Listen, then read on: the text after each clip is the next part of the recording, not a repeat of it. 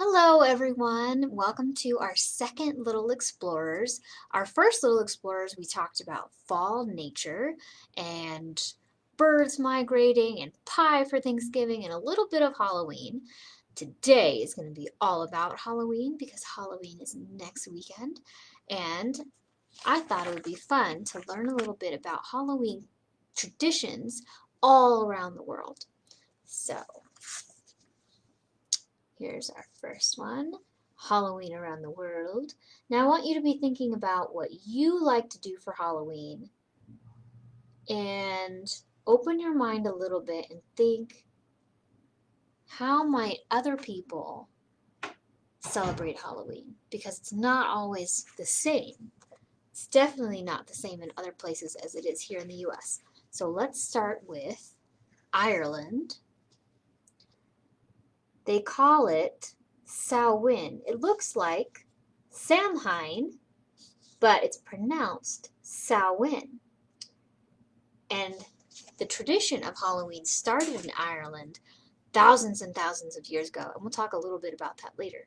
But Samhain is still celebrated today, and before it was an ancient pagan ritual. People would dress up, kids would tell poetry, recite jokes, perform little tricks, all in the hopes of getting snacks. So for them, a long time ago, their treats were fruits and nuts and maybe some candy or money. They didn't really have a whole lot of candy back then. So a traditional Halloween food in Ireland is called a barmbrack. And it's like a fruitcake, except that they put rings and coins and straw in there, and you can't eat those things. So if you're eating your barmbrack, and then you bite on something hard, that means you can tell your fortune. So that's a Halloween tradition in Ireland. Our next place we're going to travel to, I forgot. Another thing that they do in Ireland is pumpkin carving, except they didn't do pumpkins, they did turnips. So this is, over here. This is an example of a turnip jack-o'-lantern. And the story goes that Jack in Ireland, a long, long, long time ago, was a mean and stingy man. And he made a bargain with death because they believed that death visited when it was your time to go. And he was able to speak to him. And Jack said no and tricked him somehow. And so he evaded death over and over and over. And by the time he actually did die and he got to heaven, God would not let him in because he was so tricksy and mean. So he was cursed to wander the earth with his turnip jack-o'-lantern. And that's why we call it a jack-o'-lantern, because his name was Jack. Now on the other side, this way, we have pumpkin carving today, and you can't really see it. This was my pumpkin from a few years ago over here. And I'm sure you've made jack-o'-lanterns in the past. So you take out all the guts and you carve a face on the pumpkin, and you can make it happy or sad or scary. Some people put full-on images on it, like characters. It's a lot of fun. And then you put a candle in it. All right, now let's travel to the next place. This is Austria. And in Austria, from October 30th to November 8th, is All Souls Week, which is a Catholic holiday, and they visit the graves of their ancestors and friends to honor and celebrate them and remember them, and they decorate them with candles and flowers, and they leave a lighted lamp and some bread and some water so that if their ancestors chose to come and visit as ghosts, they would be lighted to find their families home. That was Austria. Now let's travel to Romania. Do you know the famous story that originated in Transylvania, which is a country in Romania, or a city in Romania? It's about Count Dracula. And it's interesting because the author of Count Dracula, his name was Bram Stoker, did not know about this castle. He actually made it up. He made up a castle in Transylvania and placed Count Dracula, the famous vampire, in this castle for his book. And then come to find out that there actually is a castle in Romania, Transylvania, And there was a man who lived there hundreds of years ago who was called Vlad the Impaler and sometimes called Vlad Dracula. So, major coincidence, they are not connected at all. But people now, having read the book, think it's quite a coincidence, and so they have turned that castle into a scary place. And people travel to Romania to visit this castle on Halloween and other days of the year, but especially on Halloween for a spooky tour. Would you want to travel to Romania and tour the castle of Vlad Dracula? Be really scary. All right, let's go to our next place. Ooh, ooh, ooh. This is something you might be familiar with, Dia de los Muertos, which is Day of the Dead, and it's celebrated mostly in Mexico and Spain, but people celebrate it here too in the US. It's a day of celebrating. It's a happy day. It's not a scary day. They honor their dead ancestors and friends.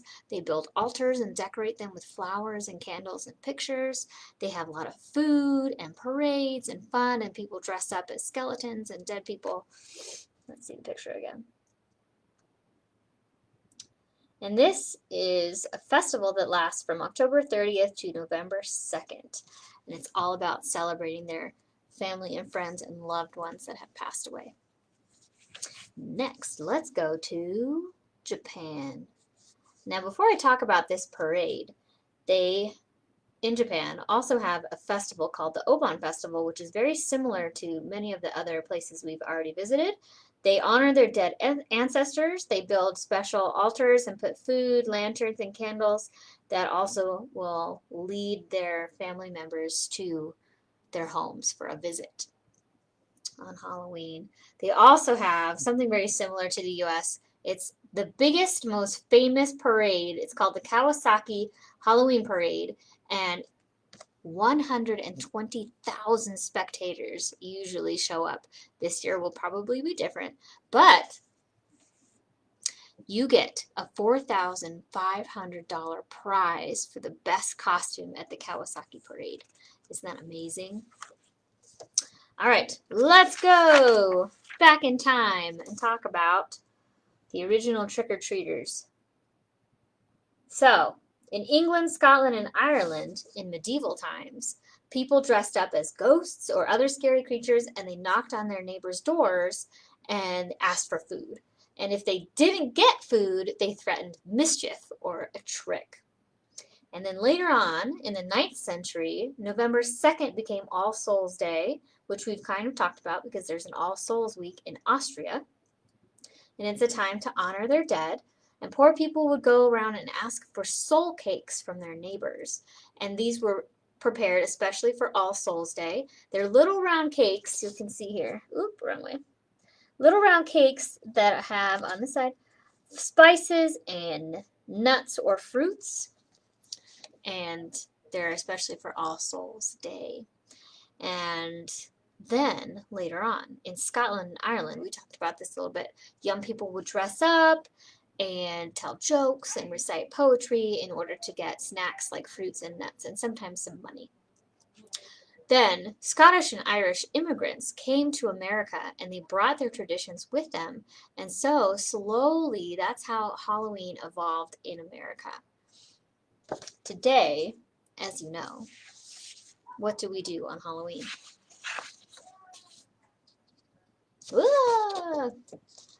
We trick or treat. We dress up, we go around our neighborhoods asking our neighbors for treats.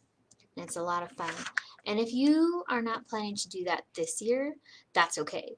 Because there's a lot of really fun things that you can do at home. There's Halloween party games. You can play trick or treat with your parents or your guardians. I'm going to do that with my daughter because we have a couple rooms. We can close the doors. She can knock on the door and say trick or treat, and then we'll pretend like we're a new neighbor every time she opens the door. We'll also play some fun games with her. All right, so for our craft, we're going to do, I dropped my pen. We're going to do a ghost garland.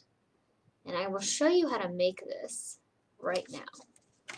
what you will need is a regular size piece of paper, scissors, tape, and our marker. So start by taking your paper, hold it tall, and cut it like a hot dog. So cut it down the middle, make it as even as possible so you have 2 even strips, like so. Hot dog, not hamburger. So then we're going to turn them and put them together and use a piece of tape to tape that in the middle there. Let me do it really quickly. Kind of overlap them so there is no gap.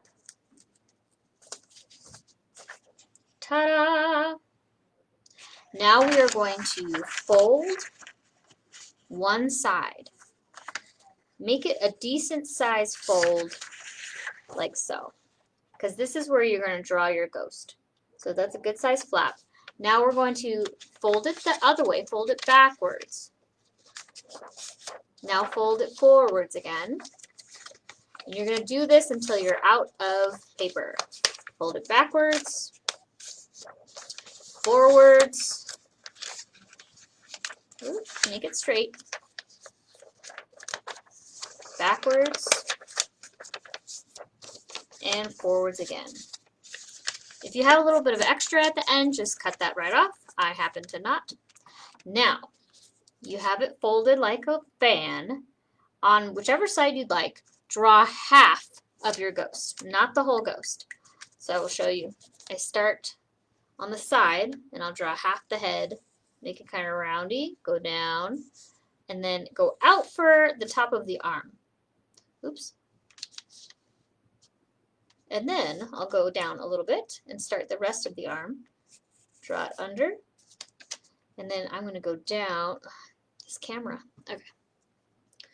Down, and I'm going to make a little twirly, bumpy bit for its ruff at the bottom.